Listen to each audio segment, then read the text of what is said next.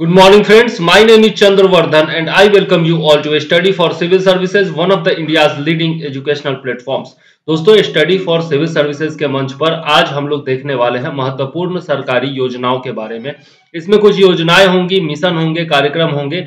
मोदी सरकार में जो भी योजनाएं आई हैं अभी तक 2014 से लेकर अभी तक, उनमें जो भी महत्वपूर्ण योजनाएं हैं उन सब के बारे में हम लोग इस वीडियो सीरीज में देखने वाले हैं। 4-5 वीडियो का सीरीज होगा और इसमें सारी योजनाएं हम लोग देख डालेंगे, ठीक है। और जो भी योजनाएं महत्वपूर्ण होंगी, जिससे सवाल आ चुके हैं यानी कि महत्वपूर्ण संभावनाएं होंगी, उन पर मैं स्टार मार्क लगा दूंगा जैसा हमेशा करता हूं। तो आप लोग जरूर ध्यान रखिएगा, जो जो स्टार मार्क का लगाऊंगा वो निश्चित तौर पर आप याद रखिएगा, ठीक है। तो चलिए देर न करते हुए शुरू करते हैं अपना वीडियो। लेकिन वीडियो शुरू करने से पहले एक रिक्वेस्ट है कि लाइक जरूर करिएगा। अगर वीडियो पसंद आता है, आप लोग लाइक जरूर करते हैं लेकिन कमेंट नहीं करते हैं, ठीक है।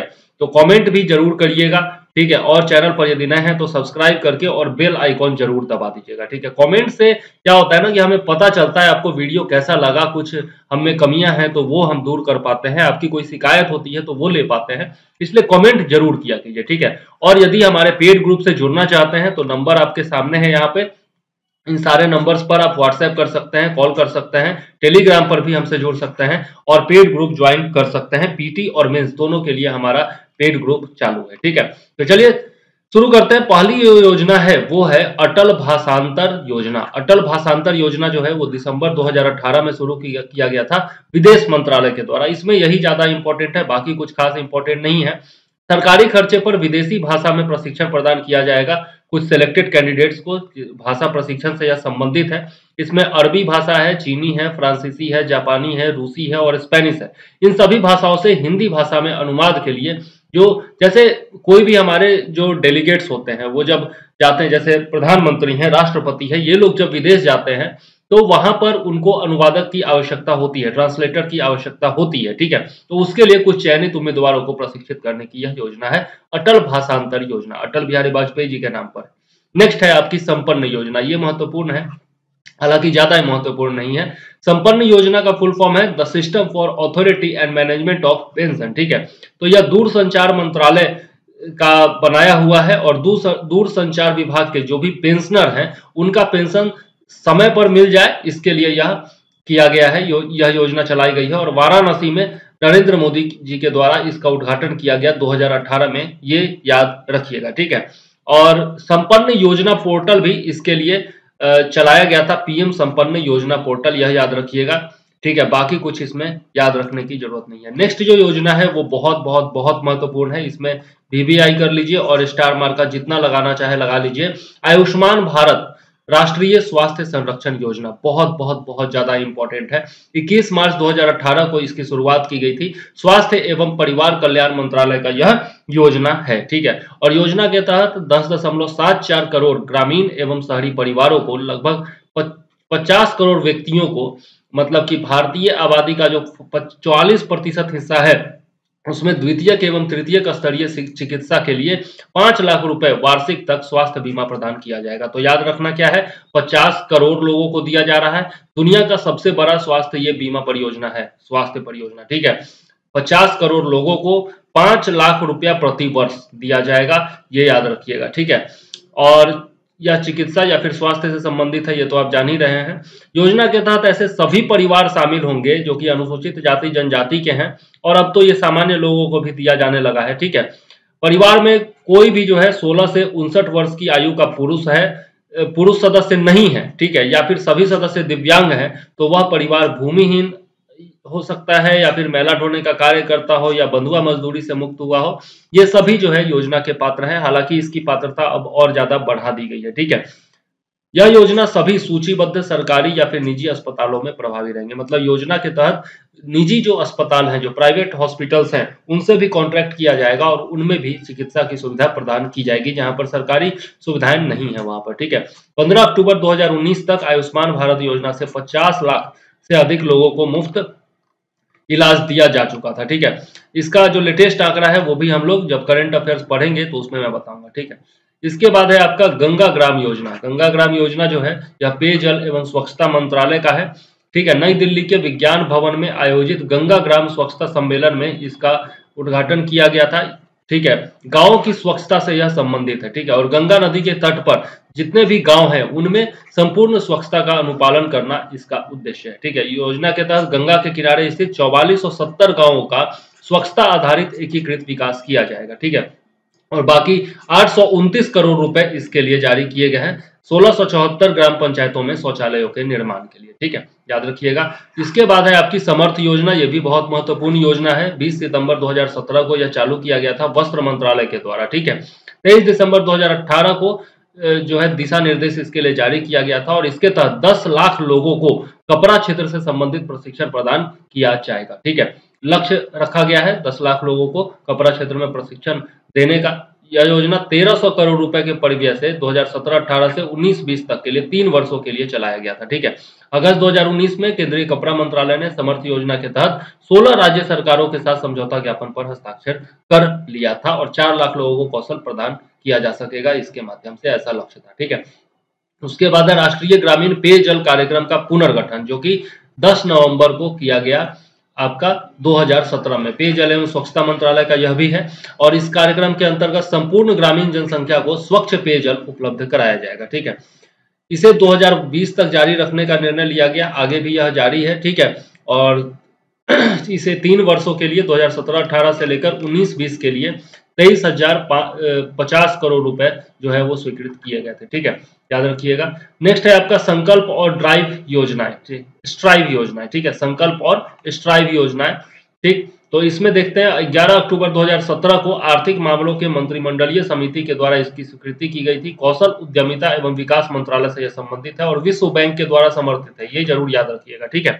संकल्प का क्या उद्देश्य है, तो महिलाओं और पिछड़े समुदाय का विकास करना और उनको मुख्य धारा से जोड़ना, और स्ट्राइव जो है उसमें आईटीआई के कार्य निष्पादन में संपूर्ण सुधार को प्रोत्साहित करना है, ठीक है। आईटीआई जो होता है आपका ट्रेनिंग इंस्टीट्यूट जो होता है ना, इंडस्ट्रियल ट्रेनिंग इंस्टीट्यूट, उससे से यह संबंधित है, ठीक है, ताकि एसएमई मतलब स्मॉल एंड मीडियम इंडस्ट्रीज जो है, व्यावसायिक संगठन जो है और औद्योगिक समूह जो है, ये सब इनमें शामिल हैं जिनमें एंटरप्रेन्योरशिप दिया जाएगा, ठीक है।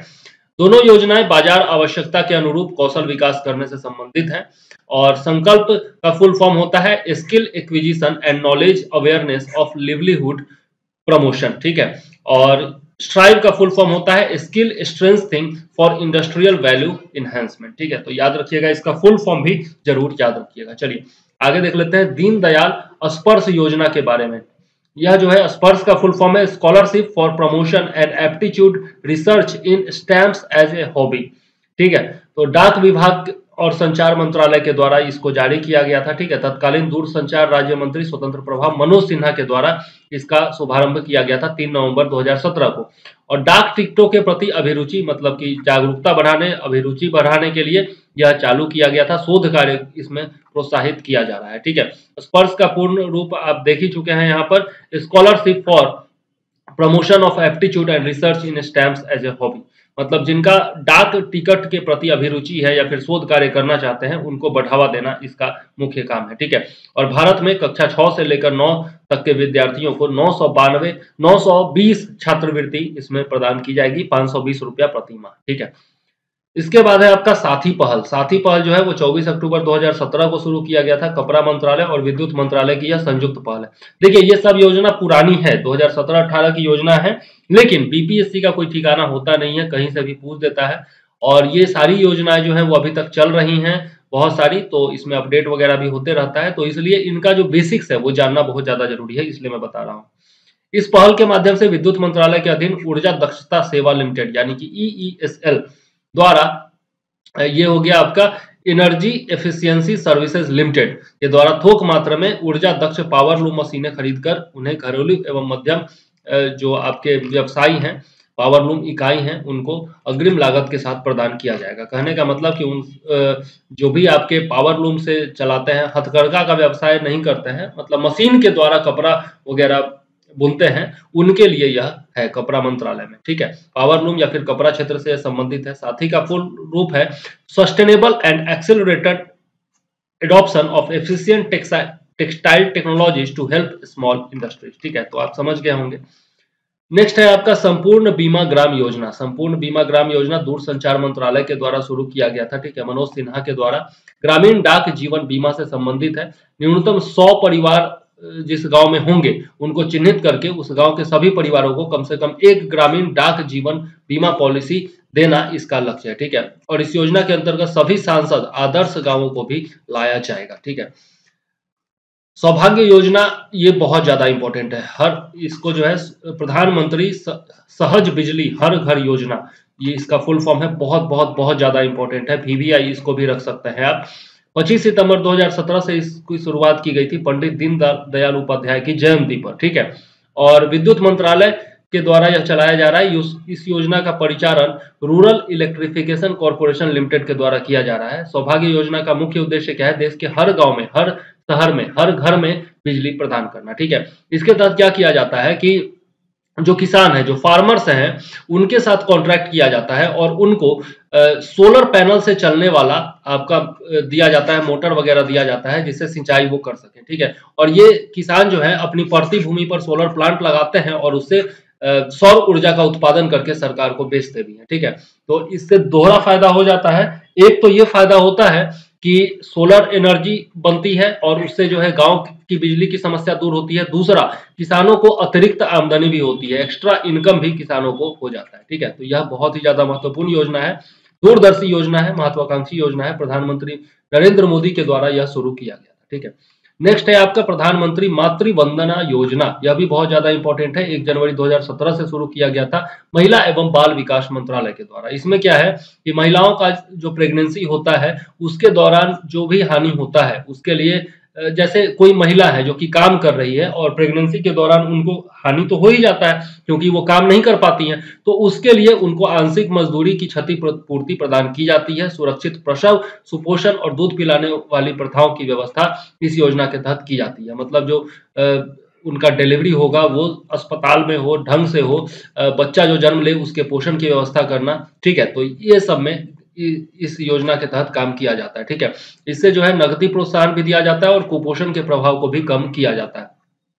योजना के तहत गर्भवती महिलाओं तथा स्तनपान कराने वाली माताओं के प्रथम बच्चे के जन्म पर पोषण संबंधी जरूरतों को पूरा करने के लिए 5,000 रुपए नगद प्रदान किया जाता है। ठीक है, और 3 किस्तों में प्रदान किया जाता है, पहले 1,000, उसके बाद 2,000 और फिर 2,000। ठीक है, तो ये याद रखिएगा। चलिए आगे देख लेते हैं प्रधानमंत्री वंदन व्यय योजना। यह भी बहुत ज्यादा इंपॉर्टेंट है।